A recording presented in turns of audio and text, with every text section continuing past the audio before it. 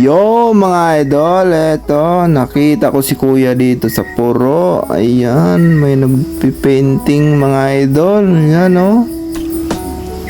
Yun. Nadaanan natin dito mga idol sa may puro. Dito mismo sa tabi ng kalsada yan mga idol oh. Nagpipainting si kuya. Yun. Bigla tayong napahinto. Ito, nakita ko din si kuya dito nakaupo lang sa may semento habang drawing niya yung mga idol oh, dito sa may boulevard. Ayan, drawing niya yung view ng Mayon.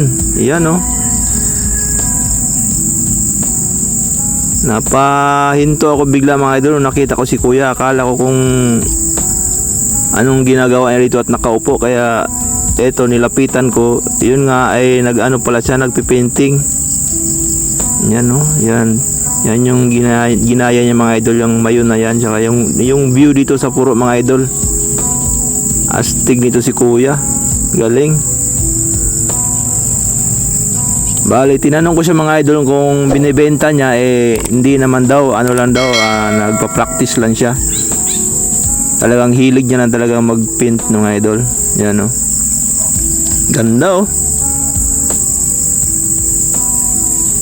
Dito yan mismo mga idol sa gilid ng kalsada mismo, nakaupo lang si kuya dito sa may semento.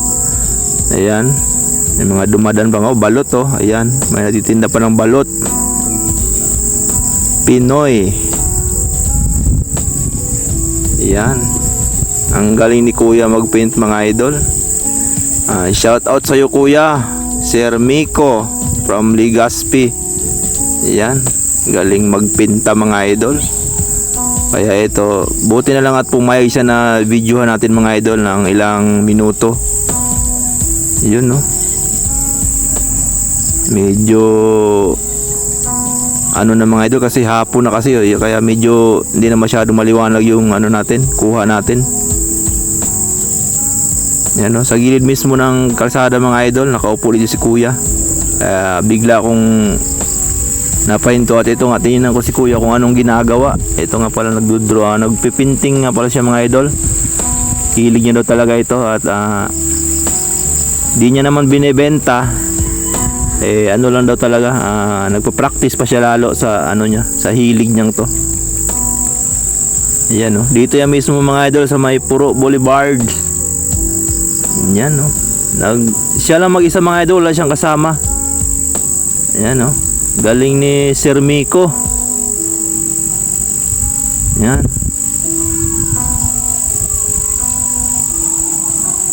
Yan talagang detalyado mga idol oh.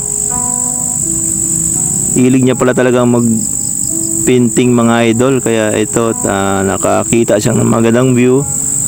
Ayun, tinira na mga idol. Iyon no.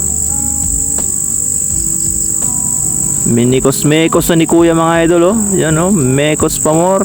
Iyon. Seryoso si kuya mga idol. Iyon. Galing.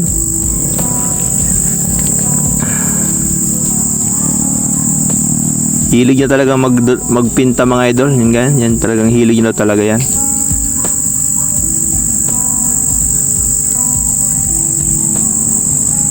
Nung una mga idol nakita ko siya, akala ko parang kasi idol akala ko hindi taga rito. Akala ko incheck. Kaya medyo nadadalawang isip kong lumapit at yun nga, sinubukan kong lumapit at tinanong ko kung okay lang mag-video. Sumagot Tagalog. Yun, taga rito rin para mga idol, di naman pala incheck. Mukhang incheck nga lang, naka side view kasi nakita ko kanina mga idol. Yun, medyo madilim na mga idol kasi hapon na, kasi halos magsi 6 PM na.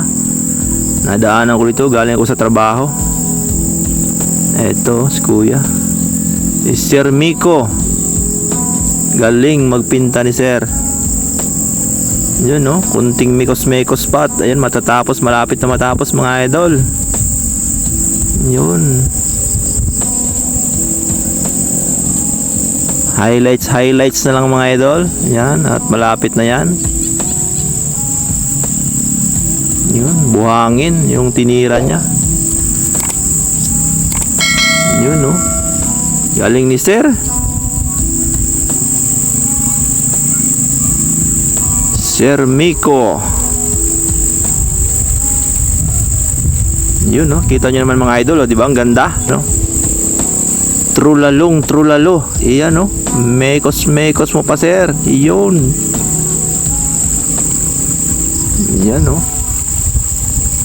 Ganda mga idol, oh. Galing ni Sir. Dito yun mga idol sa Puro Boulevard. Yes. Kuhang-kuha yan yung view mga idol, oh. Gayang-gaya niya. Kahit medyo madilim-dilim na. Hapon na kasi masyado eh. Yan, oh, mekos. Yun, mekos mo lang, Sir. Sir Miko, shout out sa'yo ulit. Salamat.